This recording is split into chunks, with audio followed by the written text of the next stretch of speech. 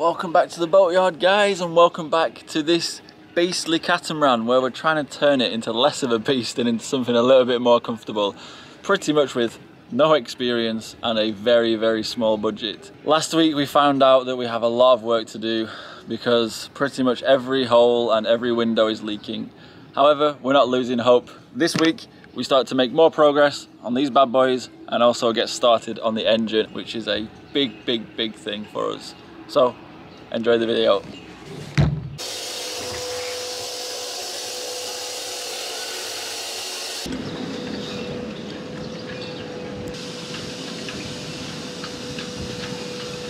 This place is so grim when it's like this. Weather's up and down. We're doing some very, very temporary fixes just to stop water coming in. Last night was absolutely horrible, but the price is the price for a reason. We're still happy. We're still happy with it. We just know that we're going to basically become professional boat builders once we're finished with this boat. But yeah, it's just grim. The ambiance is just terrible. So these windows, you can tell they've been patched over, and I think what we're going to do is just do a complete refurbishment of them because they're in absolute state. Today we're more prepared, starting to close up and tried to tape down stuff before it started to rain. And after this 2 days period of raining, we're going to take down each window one by one and service them, clean them, reseal them, and hopefully we can salvage them. Closing up The doors of doom.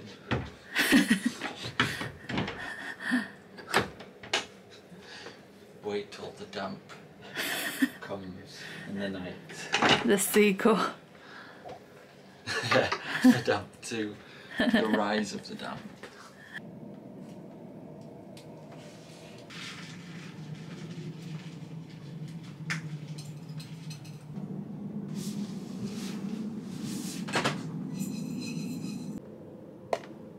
We've created the barrier and now we're just waiting at night for the zombie apocalypse. Will our fixes hold? Will it keep out the beasts of the night? We'll find out. Well, it's already dripping through, so.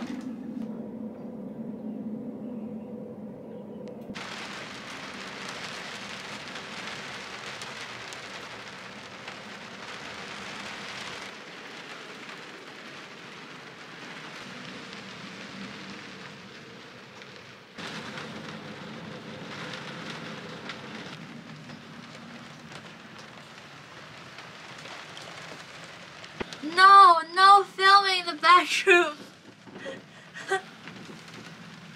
No. Good night. It will be interesting to see actually if the tapes worked. It did work. It did work? Yeah. On the bottom, the tissue is not wet. Okay. However, the tape on top is not working. Top your head.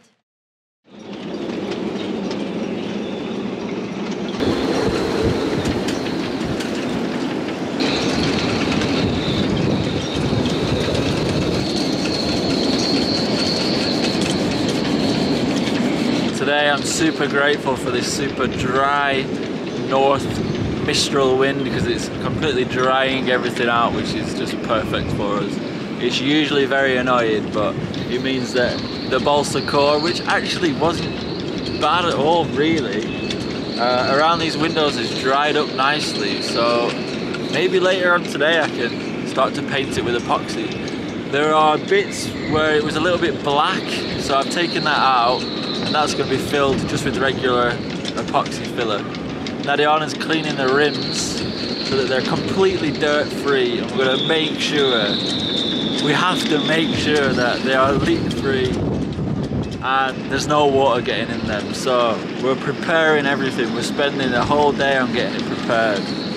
Even down these little holes I'm going to drip and inject epoxy. I'm going to make sure it's done right.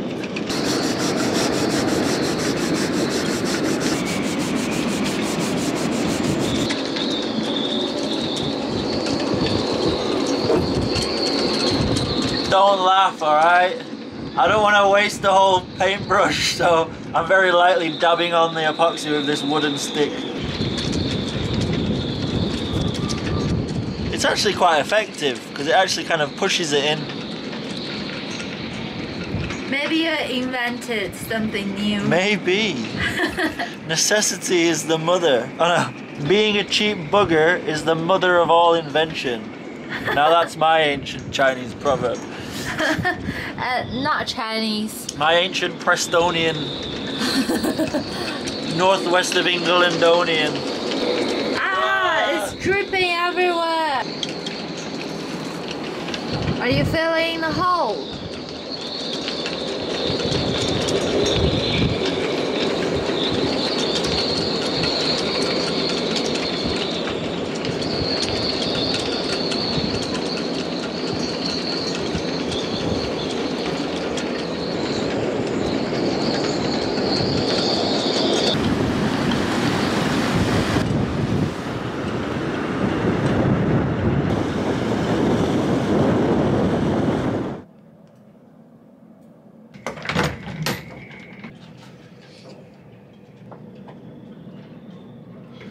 So 12. 7 is 2.5. So we've got our good friend Justin helping us with these windows. He's actually drawing up some CAD drawings. He's actually done this for us in the past with our last boat. He designed the spreader sockets and we had those made up, and yeah, he's going to help us with these because he doesn't want to see us living in a leaky boat. We're measuring it up and we're going to get some solutions. Nadiana's crunching some numbers. But yeah, we know you're watching, Justin. We hope you managed to get the first comment in this video. Yeah, we're also looking at which sealants and how to do it. We're going to plan it properly, we're going to go through it methodically, and we're going to make it work. We have sometimes had a tendency just to go gung-ho at something. That's basically our technique. But for this, we can't do that. We need to make sure we have everything in place. We have another, well, this weekend, thunderstorms coming. And so we're not gonna have the time to get everything prepared and get all the materials and everything. So it's probably just gonna be another case of duct taping the windows this weekend. And then hopefully, once we have a solid plan, we can then proceed just doing, I don't know, a window per day. And we're not afraid of the work. The difficult thing is working out exactly what to do. Got a big boy neighbor coming in. A 50 feet catamaran. I don't know if they're just planning to stay like this. It's very close to the other boat and to our boat. But yeah, gotta behave now. Mark is working hard in the crazy wind outside on the hatches.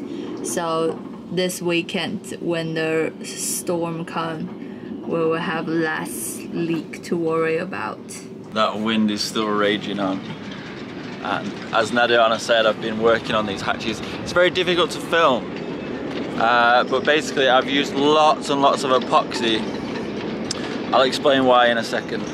Basically the hole for the hatch is too big for the hatch, so these wooden things have been put in to make the hatch smaller, but it's just created loads of voids and bits where the water's getting in, and it's mostly getting in at the corners. I sanded everything back. There was gel coat in there, gel coat repair in there, which I've taken out, and I've just cleaned everything and I've filled it with epoxy. It's still not fully filled. I've basically just got these frames now pushing the wood into place, and the epoxy is going to set, and tomorrow I'm going to seal it up properly. But I've basically rebuilt the whole frame out of epoxy. I've also filled all of these holes with epoxy, drilled them out and filled them. The core that's coming through is all dry, which is perfect. but it needs sealing, so I've sealed it with epoxy and it's going to be leak free. We have a delivery coming today which will mean I can get started getting this tank fully put in. So I will start today with this CAV filter here. I will just needs to be drained first, and then I will put on a new filter. These CAV filters are on most boats. I had to change it a few times on the last boat. In fact, I'm quite interested to see if there will be any bug in there, because that's usually where the bug gets caught if it doesn't get into your engine.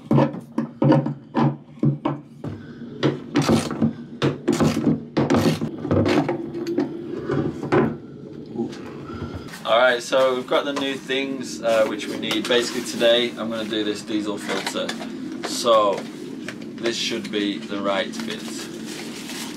The gasket on the other one is hanging off. I think these are pretty universal, so that's cool. We also have some pipe which is for our accumulation tank, and also for the through hull we have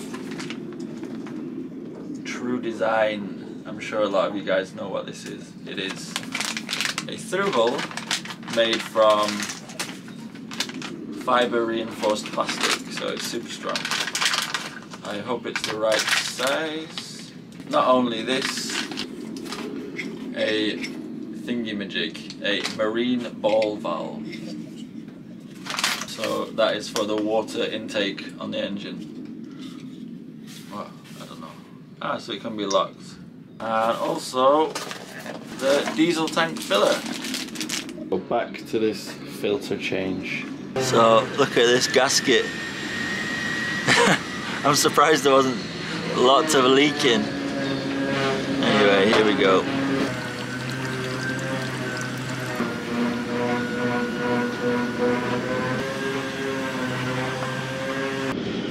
So it's a bit dirty, but it's not too bad.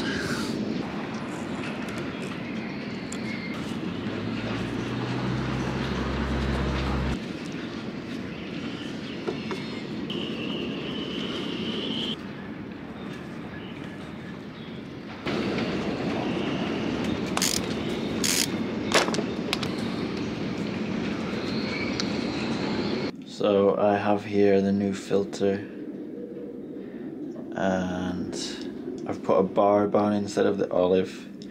I'm going to reuse the old pipe with a shutoff with a barb. But one thing I need to do is to tidy up the piping, so I'm taking this stuff out. There's a lot of people quite uncertain about this fuel tank install. Another bad thing about the original design is that the tank is right at the front of the boat, whereas ours is, it's about a 2-meter run, so it's super short run. No rusty pipes, it's all going to be, well, modernised, I guess. I'm really happy with it personally. I'm really happy with the way that it's going to be, and that it's going to be completely clean fuel going in, and yeah, I'm going to be really pleased about it, and I know exactly which pipe's which and how it's installed, so if there are any problems I know how to fix it. I have about half an hour until the sun goes down, and I'll get as much of this pipe out as possible.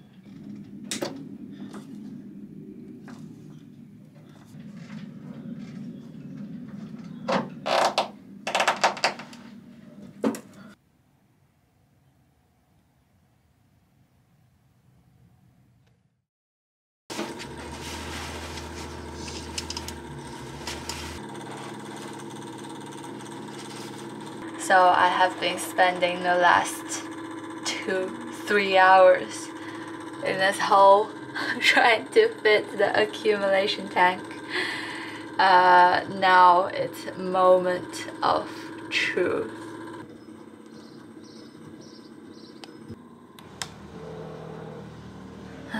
Gotta run.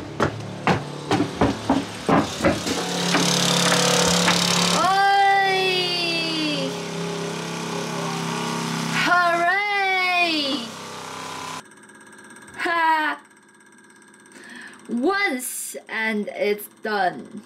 So it was only catching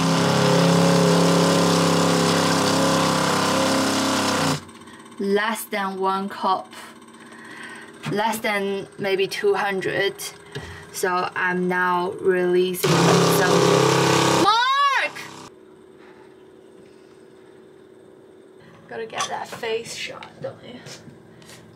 So for any of you who wants to make this, I'm totally not an expert. This is my second time to make it, but from what I figure out, we could say, you tie that end with just a whole bundle. You don't need to worry about anything. However, on the other end, if you tie the same way, then there will be some bits that wouldn't work. So my solution, the thing that I figure out, is to hold both ends and just pinch the middle. Just pinch the middle bits to put over your tie wrap, not the other bits.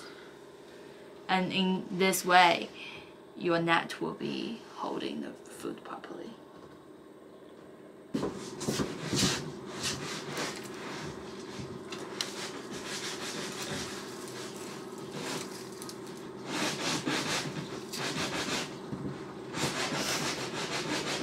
It's huge, but it's perfect because we're going to spend a lot of time at Anchor, so we can buy more fresh stuff, stock up on fresh stuff, and we have a place to hang it.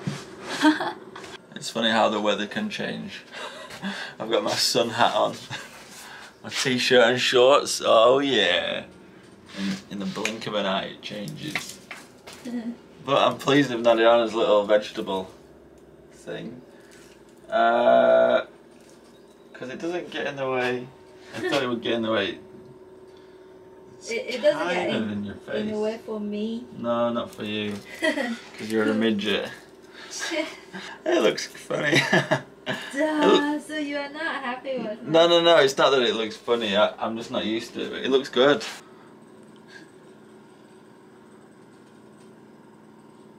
So I have my tank vent and my tank fill hole. I want to get this sorted today. Whether I will, I'm not sure, because I have one hole saw which is too small and one which is too big.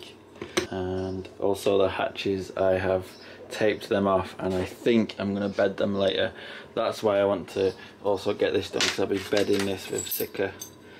And I need to drill the hole, paint the epoxy centre and then bed. So, yeah, lots of halfy jobs in the air. So, Nadiana is taking a nap in there, and the fuel fill hole will go here and the vent here, so I'm not going to touch that yet. But what I am going to do is fit these banjos and fuses to the engine.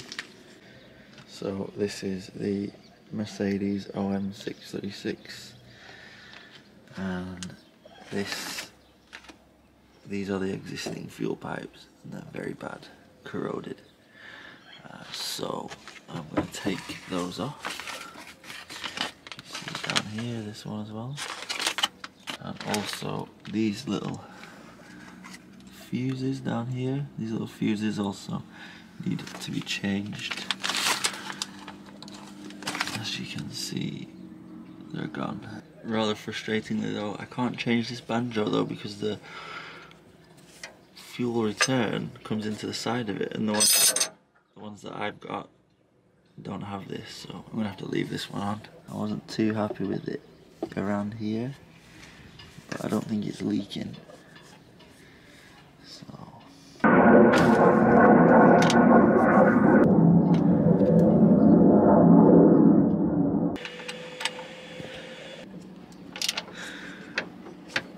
taking out the old fuel pipe.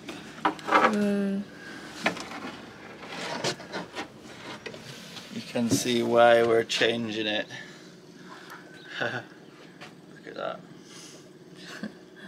Oh. So nice new fuel lines, or at least one new fuel line to the engine. This one is in much better condition, but the other one was very bad. So the engine is pretty much wired up. I just need to get the tank in now. Which means I have to do the thing that I've been dreading, and that is drilling the hole for the tank infill and also the vent. And thanks to our lovely neighbour Norbert, we have a set of hole saws which are perfect. 51mm exactly for this. He also said we must be rich buying fittings like this.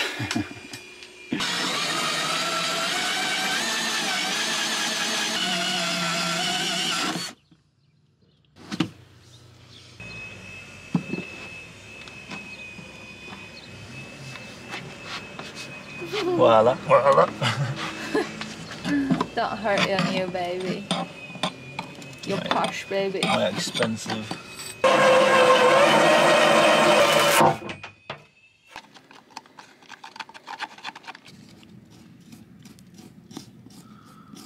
My epoxy skills are getting a bit better. Practice is the king. So I need to seal in that little tank fill-up hole. So while I'm using the sealant, I'm going to also seal up these two main hatches on each hull, and I'm going to use much more than what is required. A bit of a problem is that the deck is curved and the hatches are flat, so it needs to fill as well as seal. So fingers crossed. I mean, I really hope that it's going to be watertight. I'm going to be using Sika 291, which is apparently more of a bedding compound than a sealant, but silicone sealants are not good for UV, so this is what I've been advised to use. I've basically moulded a new kind of lip for the frames to stick on. This is epoxy and epoxy filler. Here is where it was leaking through here because it was badly patched up with gel coat and it cracked and then it got through, but that should be a watertight seal. I am now gonna seal in these hatches. Certainly doesn't look pretty at the moment. If it leaks, it'll be a pain in the bum, but there will not be any water getting into the core, which is the main thing.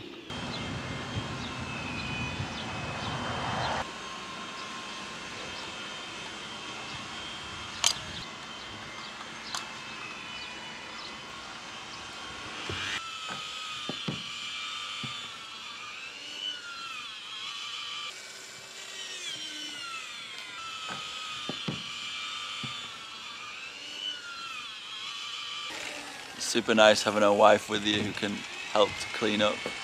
We definitely over Sikaflexed it, but it looks pretty tight. What do you think, boss? Yeah, definitely. It shows how scared we were, or we are, about the leaking. We really don't want more leaks.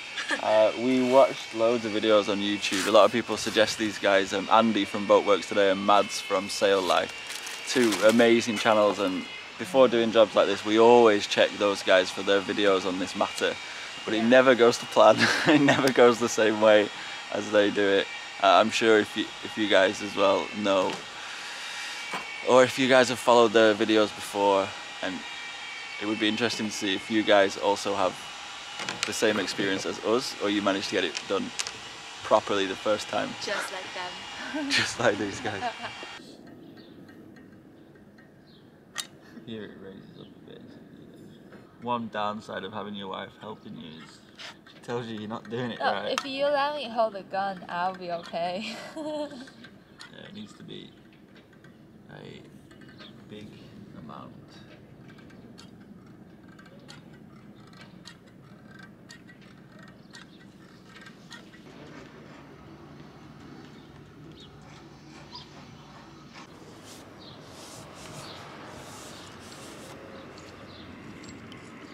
So now that those hatches are done, we're going to get this sealed in a little bit later on. And also the tank vent, which goes here. But before I do that, I need to make sure the tank is completely fixed in place, because the rubber hose. I don't want that to be bearing the weight of a moving tank, if that makes any sense.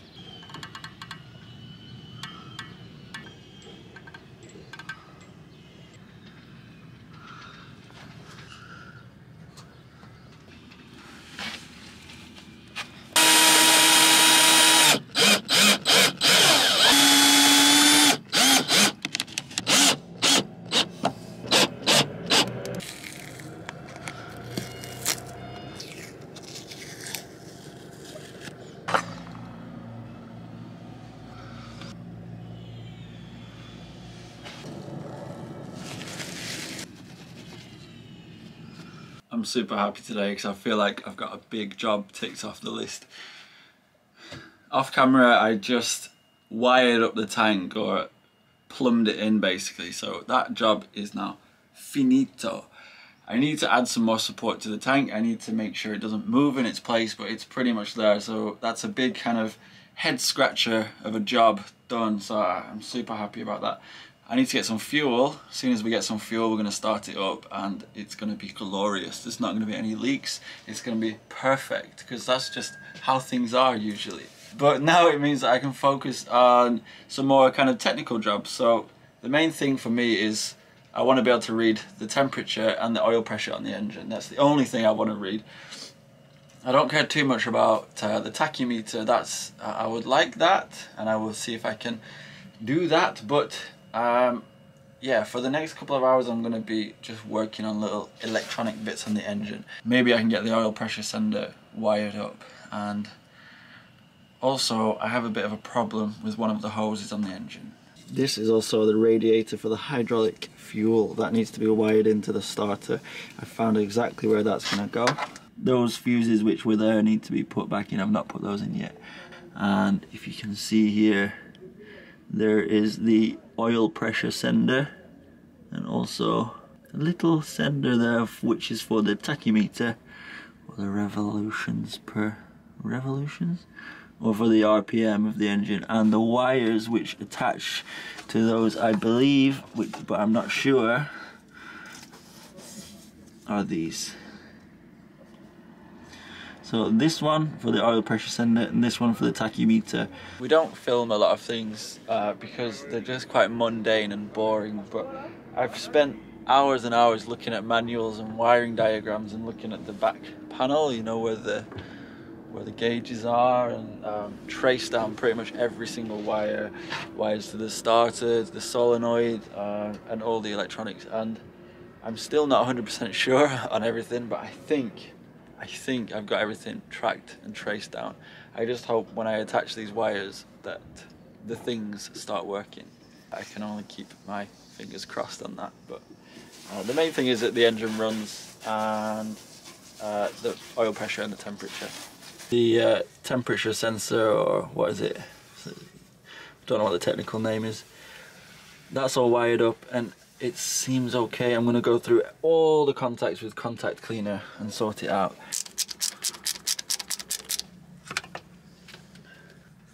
So here's the problem.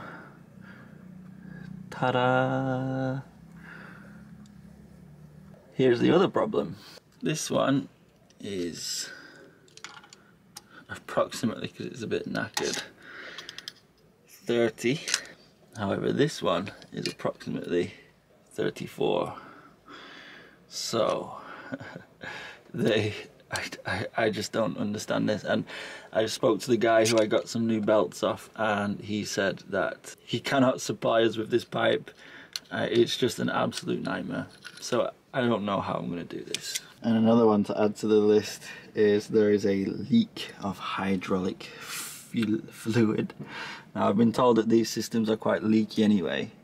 This is, I guess, where you fill it up. But this is the hydraulic gearbox down here. And I'm trying to trace this leak. I think it might just be coming from... Where are we? I mean, it looks like there's a leak coming from here. Because it goes down.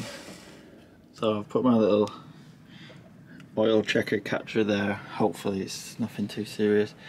and I'm going to put on the pipe back. I've just cleaned this. There is actually no coolant in the system, so I'm going to drain it and I'm going to fill it up, and then just for a test run I've taped this up because it's not gone through the whole of the pipe, but it's pretty much gone through, but not through the whole pipe.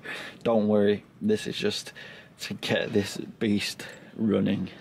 Please, if you have any suggestions on what to do with this pipe, which is 30mm on one side, 34 on the other side, please, that would be super helpful. Also, the air filter as well, which is there's no cartridge or anything, which I thought was a bit strange, but basically you just need to oil this, and this is your air filter. It's pretty cool.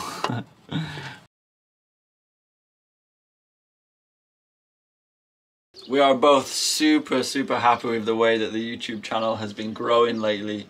Ever since we bought this catamaran, and these refit videos have been quite popular. We're getting almost 50,000 views per week, which is just more than we could have imagined, especially coming from when we started 2 years ago with, you know, very few subscribers, and basically putting out videos to just a few hundred people. To do this is absolutely amazing. But the videos are getting around 50,000 views, but we have 35,000 subscribers, which means there's thousands and thousands of people who are watching and not subscribing. So please do us a favour and subscribe. We would massively appreciate that. It would help us out a lot, and it would help to push out the videos to even more and more people. So thank you very much. Thank you to you guys as well who like the video. Of course, that is super helpful for us, and all your advice. We learn so much just from the comment section of these videos, so thank you so much. And a massive thank you as always to you guys who go to our PayPal and our coffee page. You guys are super duper amazing. Thank you so much. Your names, as always, are flashing up on the screen. Just we're just constantly blown away by your generosity. Next week, you'll find out whether this engine fires up, and you'll find out whether it potentially overheats. Do you think it'll overheat? Maybe it will. I'm not giving too much away. Bit of a cliffhanger. Anyway, thanks to you guys for your continuing support. Thank you to all the new subscribers, and thank you to all the subscribers that have been here from the start as well. Alright, see you in next week's video.